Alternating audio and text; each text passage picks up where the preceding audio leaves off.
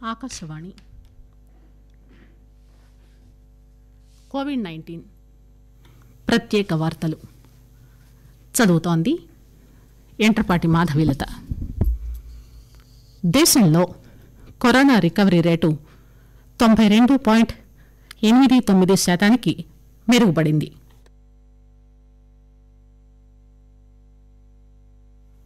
గడిచిన 24 గంటల్లో 52,000 మందికి పైగా కోవిడ్ రోగులు కోలుకున్నారు.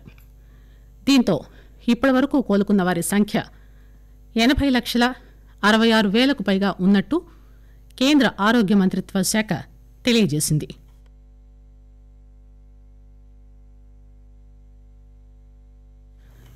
గత 24 గంటల్లో 47,905 కొత్త కేసులు నమోదయ్యాయి. దీంతో మొత్తం పాజిటివ్ కేసుల సంఖ్య 86 లక్షలకు పైగా ఉంది. గడిచిన 24 గంటల్లో 550 మరణాలు సంభవించడంతో మొత్తం మృతుల సంఖ్య 1,29,000కు చేరుకుంది. తెలంగాణలో గడిచిన 24 గంటల్లో తాజాగా 1,015 కోవిడ్ కేసులు నమోదయ్యాయి. దీంతో ఇప్పటివరకు రాష్టంలో నమోదైన కరోనా కేసుల సంఖ్య 2,54,666కు చేరింది. నిన్న కరోనాతో 3 మరణించడంతో ఇప్పటివరకు మరణించిన వారి సంఖ్య 1,393కు చేరిందని రాష్ట వైద్య ఆరోగ్య శాఖ ఈ ఉదయం విడుదల చేసిన బులెటిన్లో తెలిపింది. ఇలా ఉండగా హైదరాబాద్లో 172 కొత్త కోవిడ్ కేసులు నమోదయ్యాయి. ఆంధ్రప్రదేశ్లో గడిచిన 24 గంటల్లో 1,886 కొత్త కోవిడ్ కేసులు నమోదయ్యాయి. 2,151 మంది కోవిడ్ పేషెంట్లు కోలుకుని వివిధ ఆసుపత్రుల నుంచి డిశ్చార్జ్ అయ్యారు. కాగా రాష్టంలో మొత్తం కోవిడ్ మరణాల సంఖ్య 6,814కు చేరింది.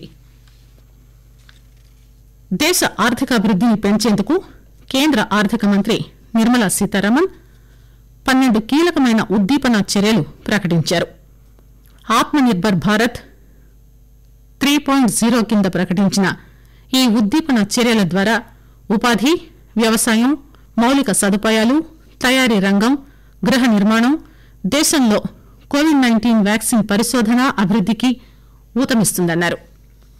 న్యూఢిల్లీలో ఈరోజు విలేకరులతో మాట్లాడుతూ మంత్రి కేంద్రం ప్రకటించిన 12 ఉద్దీపన చర్యల కోసం 2,65,000 కోట్ల రూపాయలు ఖర్చవుతాయని చెప్పారు.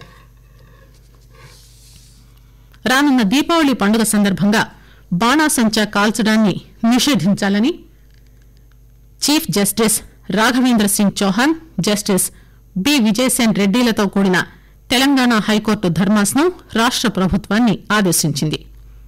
బాణాసంచా దుకాణాలను మూయించాలని, ఈ ఉత్తర్వులు ఉల్లంఘించిన వారిపై కేసులు నమోదు చేయాలని ధర్మాసనం రాష్ట ప్రభుత్వాన్ని కోరింది.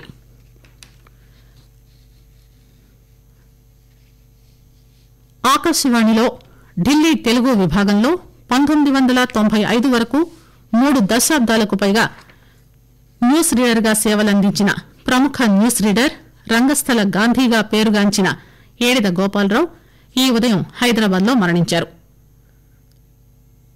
ఆయన మరణం పట్ల ముఖ్యమంత్రి కె చంద్రశేఖరరావు విచారం వ్యక్తం చేశారు. ప్రజాసేవల ప్రసార దినోత్సవాన్ని నేడు పాటిస్తున్నారు. 1947లో ఢిల్లీలోని ఆల్ ఇండియా రేడియో స్టూడియోస్ ను మహాత్మాగాంధీ సందర్శించిన సందర్భాన్ని పురస్కరించుకుని ప్రతి ఏటా ఈ కార్యక్రమం నిర్వహిస్తున్నారు. ఆకాశవాణి కోవిడ్-19 ప్రత్యేక వార్తలు ఇంతటితో సమాప్తం.